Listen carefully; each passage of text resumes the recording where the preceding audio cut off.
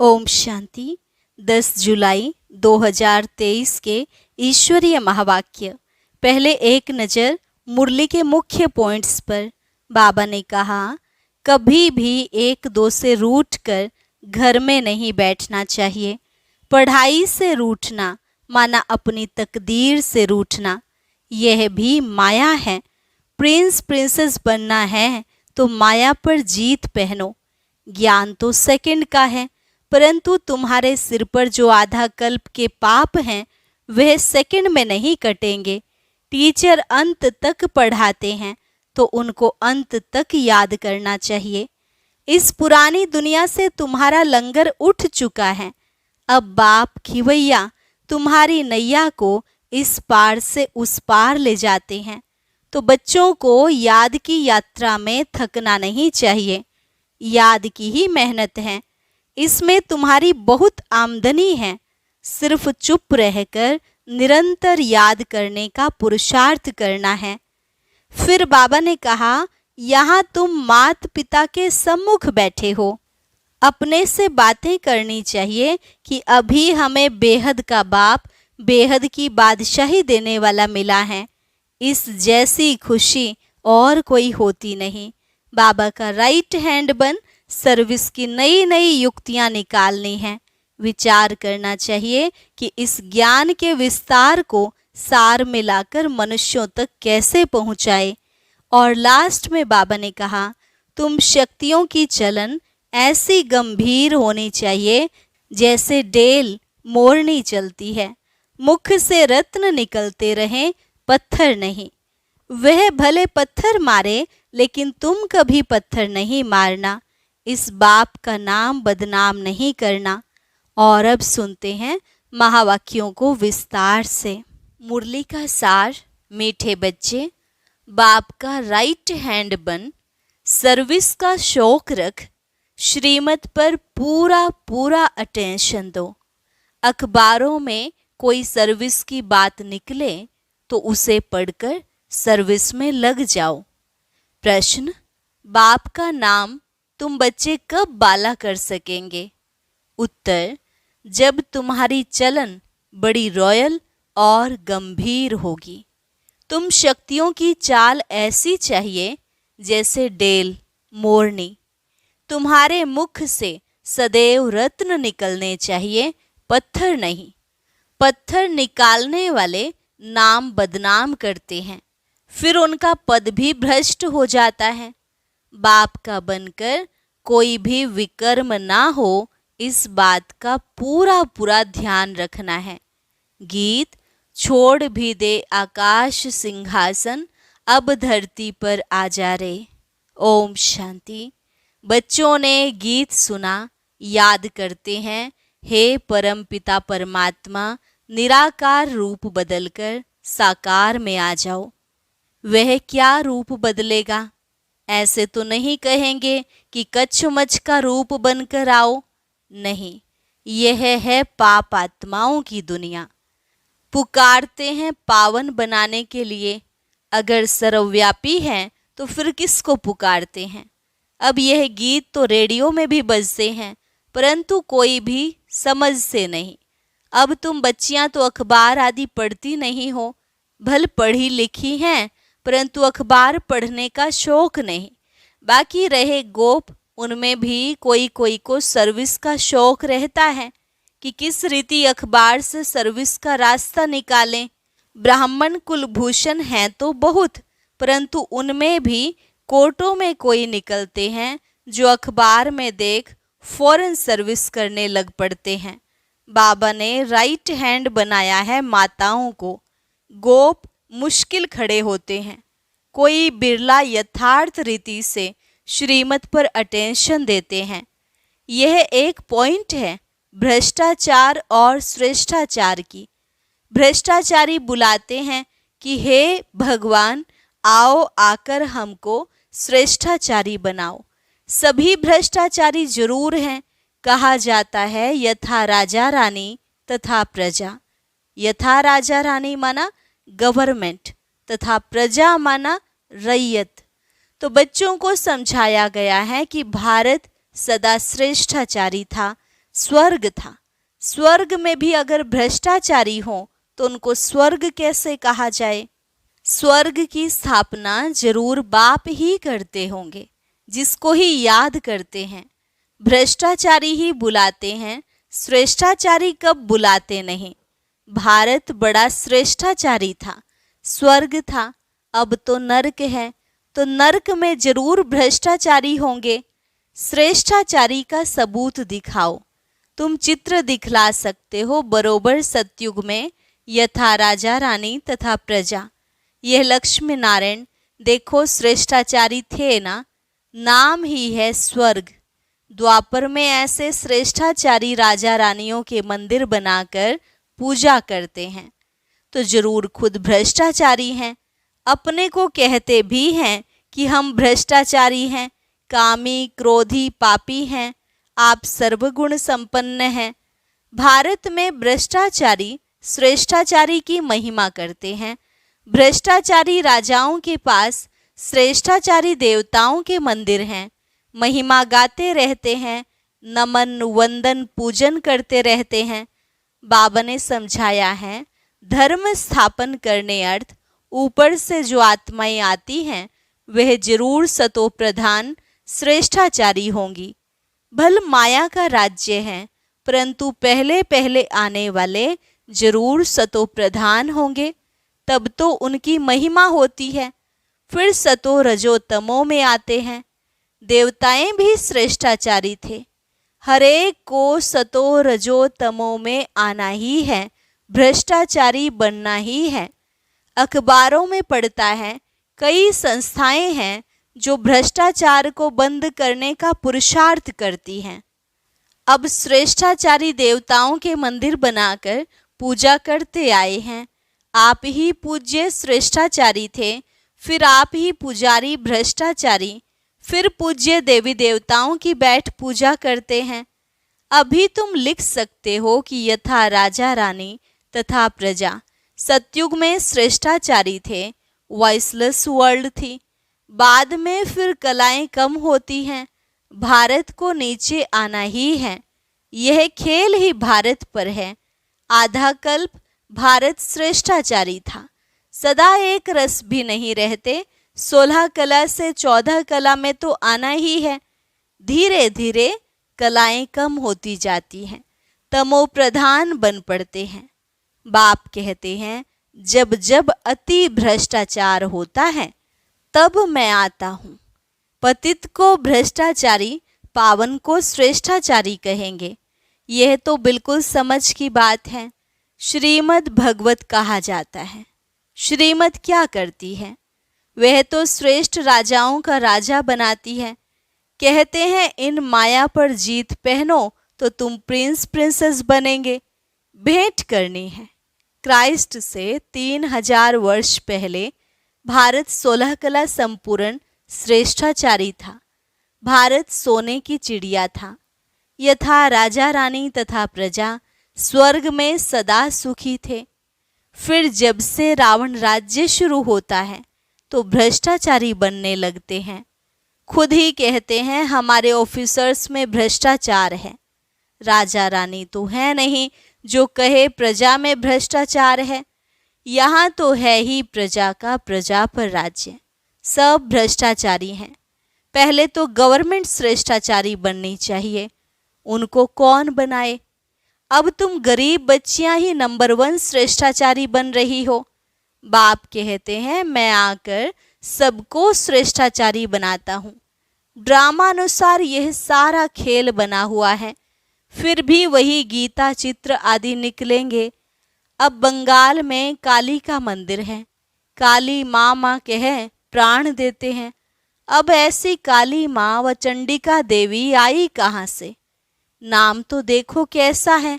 जो भागंती होते हैं वे तो प्रजा में चंडाल बनते हैं, परंतु जो यहाँ रहकर विकर्म आदि करते हैं वे रॉयल घराने के चंडाल बनते हैं। फिर भी पिछाड़ी में उनको ताज पतलून मिल जाती है, क्योंकि यहाँ गोद तो लेते हैं ना, इसलिए चंडिका देवी की पूजा होती है। ज्ञान तो बहुत गुह्य है, परंतु कोई धारण करे। जैसे बैरिस्टर कोई तो लाख कमाते, कोई का कोट भी फटा रहता है। ये तो पढ़ाई है बेहद की। बाप ने जो विस्तार में समझाया उसको सार में लाकर 5 मिनट का भाषण बनाए अखबार में डालना चाहिए। यह भी पूछना चाहिए कि भला हिंदू धर्म किसने स्थापन किया, तो बता नहीं सकेंगे, कुछ नहीं जानते। तुम शक्तियों की चलन ऐसी गंभीर होनी चाहिए जैसे डेल चलती है, मोरनी चलती है। मुख से रत्न निकलते रहे, पत्थर नहीं। वह तो पत्थर मारेंगे, तुम कभी पत्थर नहीं मारो, नाम बदनाम न करो। अच्छा, मीठे मीठे सिकिलधे बच्चों प्रति मात पिता बाप दादा का याद प्यार और गुड मॉर्निंग। रूहानी बाप की रूहानी बच्चों को नमस्ते। रूहानी बच्चों की रूहानी बाप दादा को नमस्ते नमस्ते, गुड मॉर्निंग। रात्रि क्लास। यहाँ अच्छे बुरे मनुष्य हैं। सतयुग में ऐसे अक्षर नहीं निकलेंगे। बुरा व पाप आत्मा अक्षर नहीं निकलेगा। वहाँ है वॉइसलेस वर्ल्ड। बच्चे जानते हैं हम विश्व के मालिक थे। यह भारत जो देवी देवताओं का राजस्थान था अब पुराना है। मनुष्य नहीं जानते हैं यह है संगम युग। अब यहाँ से लंगर उठाया हुआ है, हम उस दुनिया से पार जाते हैं। खिवैया है ना, नैया को पार ले जाते हैं। बच्चों की बुद्धि में है, बहुत धक्के खाए हैं। भक्त नहीं जानते हैं हम धक्का खाते हैं, वह तो दूर दूर जाते हैं। तुम बच्चों को सिर्फ याद करना है।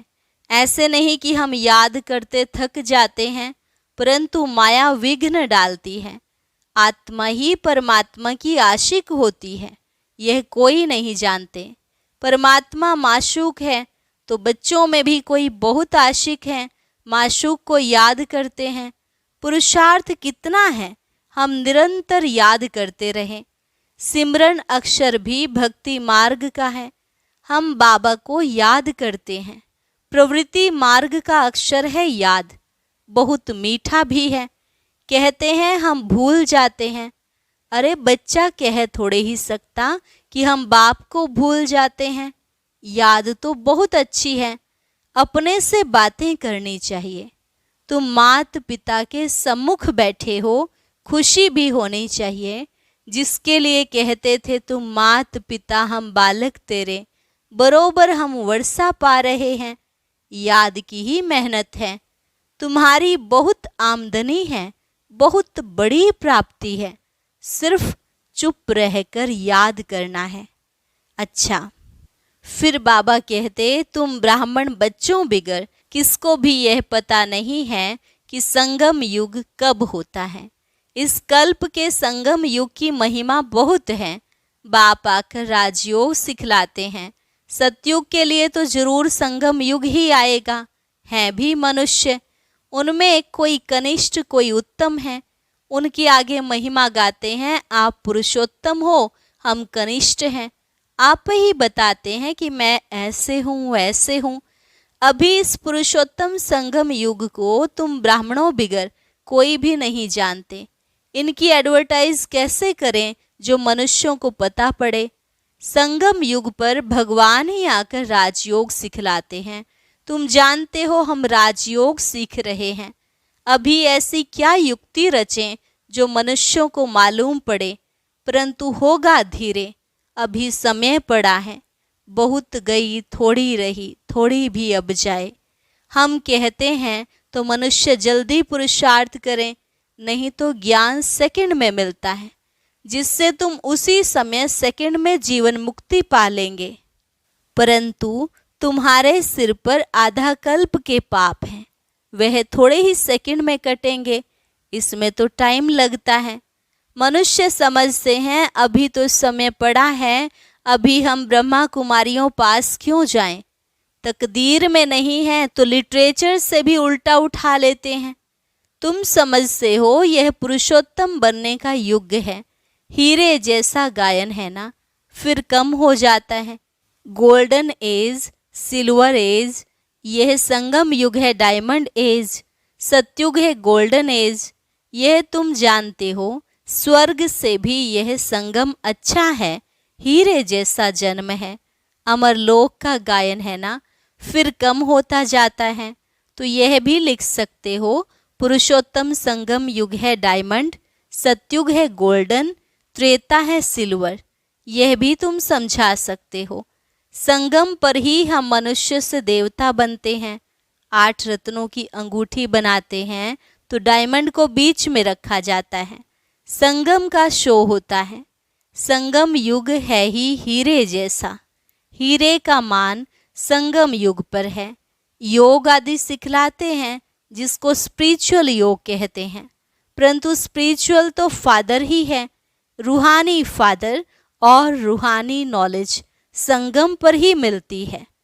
मनुष्य जिनमें देह अहंकार है वे इतना जल्दी कैसे मानेंगे। गरीब आदि को समझाया जाता है तो यह भी लिखना है, संगम युग इज डायमंड, उनकी आयु इतनी। सतयुग गोल्डन एज, तो उनकी आयु भी इतनी। शास्त्रों में भी स्वास्तिका निकालते हैं तो तुम बच्चों को भी यह याद रहे। तो कितनी खुशी रहनी चाहिए। स्टूडेंट्स को खुशी होती है ना। Student life is the best life. यह तो सोर्स ऑफ इनकम है। यह है मनुष्य से देवता बनने की पाठशाला। देवताएं तो विश्व के मालिक थे, यह भी तुमको मालूम है। तो अथाह खुशी होनी चाहिए। इसलिए गायन है, अतीन्द्रिय सुख गोपी वल्लभ के, गोप गोपियों से पूछो। टीचर अंत तक पढ़ाते हैं तो उनको अंत तक याद करना चाहिए। भगवान पढ़ाते हैं और फिर भगवान साथ भी ले जाएंगे। पुकारते भी हैं लिबरेटर, गाइड, दुख से छुड़ाओ। सतयुग में दुख होता ही नहीं। कहते हैं विश्व में शांति हो। बोलो आगे कब थी, वह कौन सा युग था, किसको पता नहीं है। राम राज्य सतयुग, रावण राज्य कलयुग, यह तो जानते हो ना। बच्चों को अनुभव सुनाना चाहिए। बस क्या सुनाऊं दिल की बात। बेहद का बाप बेहद की बादशाही देने वाला मिला, और क्या अनुभव सुनाऊं, और कोई बात ही नहीं। कभी भी किसी से रूठ कर वास्तव में घर में नहीं बैठना चाहिए। यह जैसे अपनी तकदीर से रूठना है। पढ़ाई से रूठा तो क्या सीखेंगे। बाप को पढ़ाना ही है ब्रह्मा द्वारा, तो एक दो से कभी रूठना नहीं चाहिए। यह है माया। यज्ञ में असुरों के विघ्न तो पड़ते हैं ना।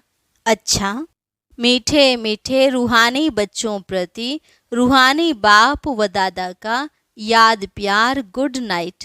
रूहानी बच्चों को रूहानी बाप की नमस्ते। रूहानी बच्चों की रूहानी बाप दादा को नमस्ते। धारणा के लिए मुख्य सार। पहली पॉइंट, श्रीमत पर श्रेष्ठाचारी बनकर श्रेष्ठाचारी बनाने की सेवा करनी है। कोई ऐसी चलन नहीं चलनी है जिससे नाम बदनाम हो। मुख से सदा रत्न निकालने हैं, पत्थर नहीं। बेहद की गुह्य पढ़ाई को विस्तार से सुनते उसे सार में समाकर दूसरों की सेवा करनी है। श्रीमत पर पूरा अटेंशन देना है।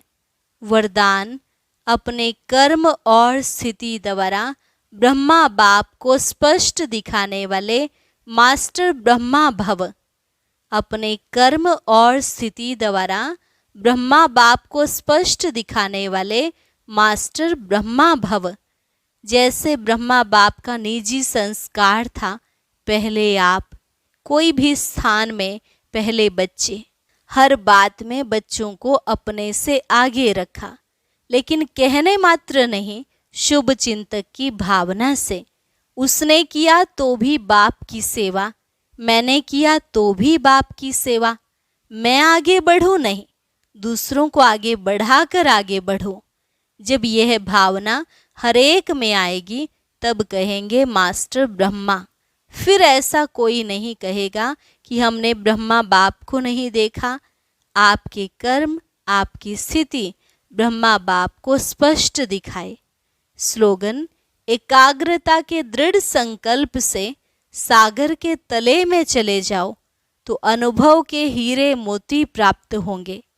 एकाग्रता के दृढ़ संकल्प से सागर के तले में चले जाओ तो अनुभव के हीरे मोती प्राप्त होंगे। अच्छा, ओम शांति। अब सुनते हैं आज का अव्यक्त ज्ञान मोती। इसके लिए ऊपर दिए गए बॉक्स पर क्लिक करें।